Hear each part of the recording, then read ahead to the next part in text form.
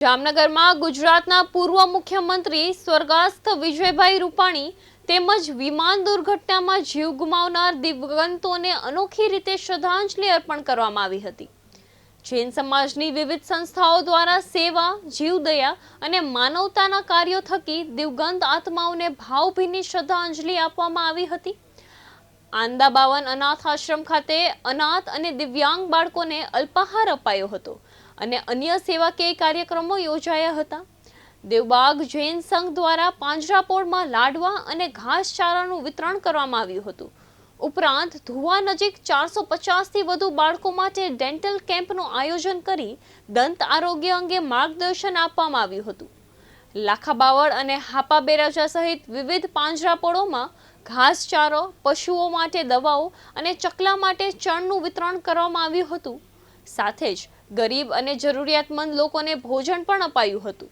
સમગ્ર કાર્યક્રમ દરમિયાન દિવંગત આત્માઓની શાંતિ માટે પ્રાર્થના કરવામાં આવી હતી અને જૈન સમાજે પ્રેમ ભાવ સાથે સેવાકીય કાર્યો દ્વારા શ્રદ્ધાંજલિ અર્પણ કરી હતી। 2025ના રોજ જે અમદાવાદમાં પ્લેન ક્રેશની જે દુર્ઘટના બનેલ હતી એને આજે 1 વર્ષ પૂર્ણ થવા જાય છે।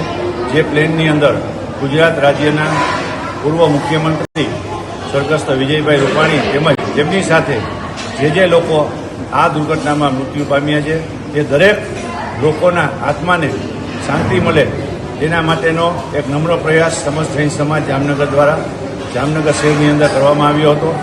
આજરોજ અહીંયા આંદાબાવાની અંદર અનાથ બાળકોને સવારનો નાસ્તો, એવી રીતે પાંજરાપોળની અંદર દેવબાગ જૈન સંઘ દ્વારા લાડવા અને ઘાસનું વિતરણ છે। એવી રીતે 450 થી વધારે બાળકો માટે રાષ્ટ્રસંત શ્રી નમ્રમુનિ મહારાજ સાહેબ દ્વારા ધુવાઓ પાસે એક ડેન્ટલ ટ્રીટમેન્ટનો કેમ્પ કરવામાં આવેલ છે।